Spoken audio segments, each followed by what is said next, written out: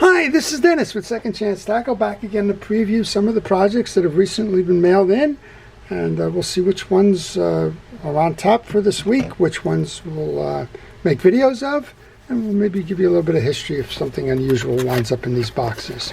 So the first one came in from Steven.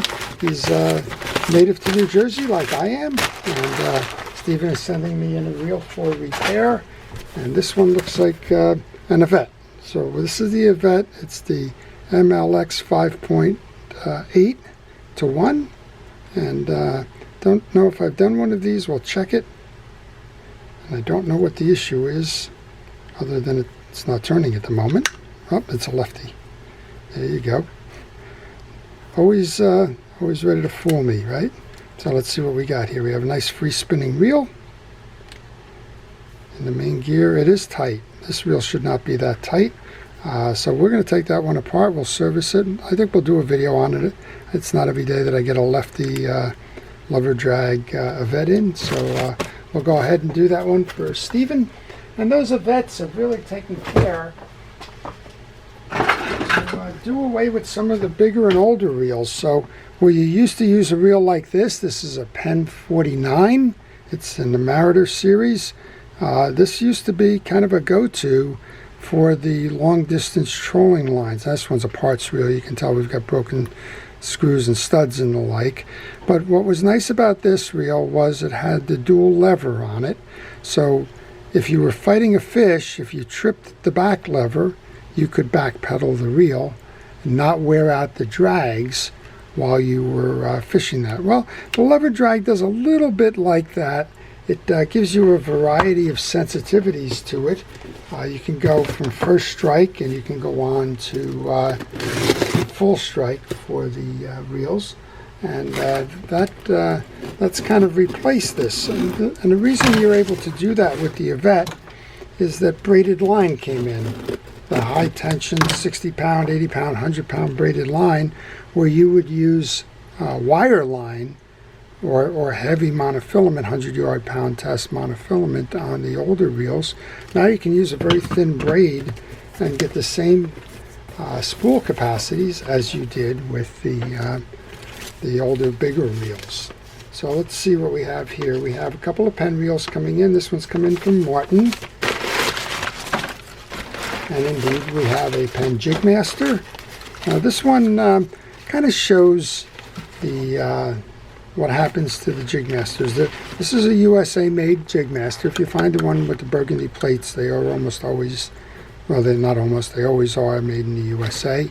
For whatever reason, on Penn reels, and I'm going to have to turn to my engineering friends from time to time, but the metal spools do oxidize, and we have a fair amount of the greening on both sides. But here's the interesting conundrum to me anyway.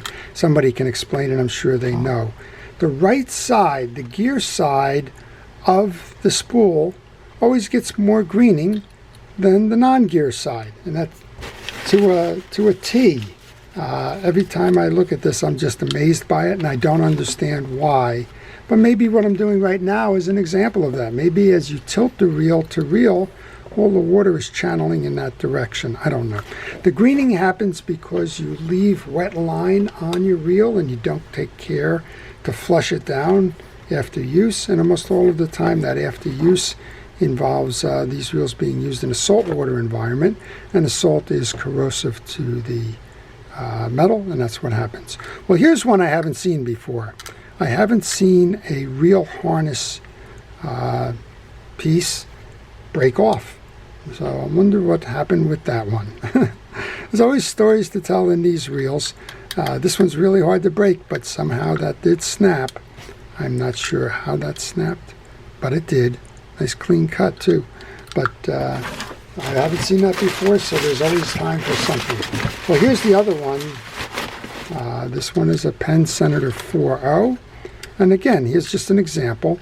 If you look at the corrosion on this side of the reel, and if you look at the corrosion on the gear side, well, there's more. In this case, demonstrating what I've seemed to have figured out already.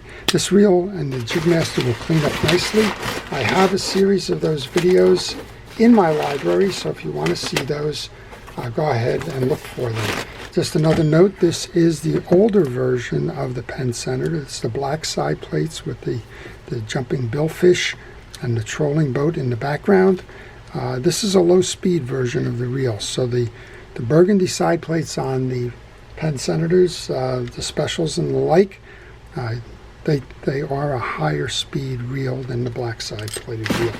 Now, that black side plated reel is very strong. It can pull up Davy Jones' locker with the gear ratio being what it is. It may not have high speed, but it has high torque. Okay, well, here comes one from Texas. We can get the box open. And we'll see what my friends in Texas are sending me. This one comes in from John. So these might be ambassadors. I have conversations and I don't quite remember until the box shows up. And yep, they're a mix here. So we've got the hard to say what this is. It's Korean made, and other than that, I'm not quite sure what that is. We have a older Daiwa Procaster. Love these reels. Well, that one's got a screaming bearing going there, doesn't it?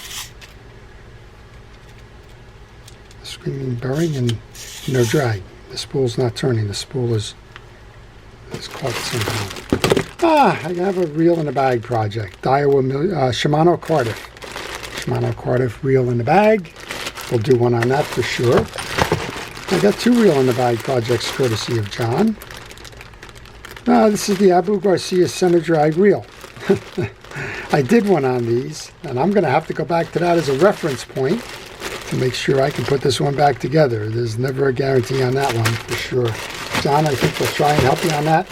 Certain I can get the Cardiff back, not certain about that center drag reel. That center drag Abu is a very unusual reel, and I don't know why they stopped making them, but they did. All right, so we've got a couple of projects that will certainly tax my skills and abilities there. Next one is coming in from, well, I'm not quite sure. Well, I think it looks like it might be Texas again. Illinois. It's coming in from Frank in Illinois. Okay. Frank has sent me a few reels in the past. And let's see what he holds in store for me this time. Well, we got some Penn reels. And don't you know, it's going to be that day, isn't it? Here's a Penn reel in the bag project, perhaps, or just some spare parts. This is spare parts, yes.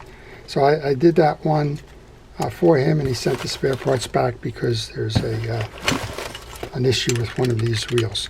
So this one says the gears are binding up and the anti-reverse is broken on this one. The line guide is binding on this one. And Frank must have quite a few of these because that's what I did for him before. Anti-reverse is not working and the line guide is binding, and we're missing the spare pool, and the eccentric's not working on this one. So these are typical of what I've gotten in from Frank. There's four of those in some pieces and parts. We'll make sure we take care of those for him and get those fishing again. And finally, we have a box coming in from Florida. This is from Dwayne in Florida. He did contact me on this. I think this is one of those self-sealed boxes, so we just have to cut this one open. And Dwayne said he sent me two reels. Here's the first. It's a Mitchell 300. These things will keep on fishing until there are no more fish. And we have a Damn Quick 220N. And this one's got a broken reel seat. I'm not quite sure how he's going to fasten that to the rod. I'm going to think maybe he's going to over-tighten this one and maybe wrap a tight safety tie or something around the back end of that.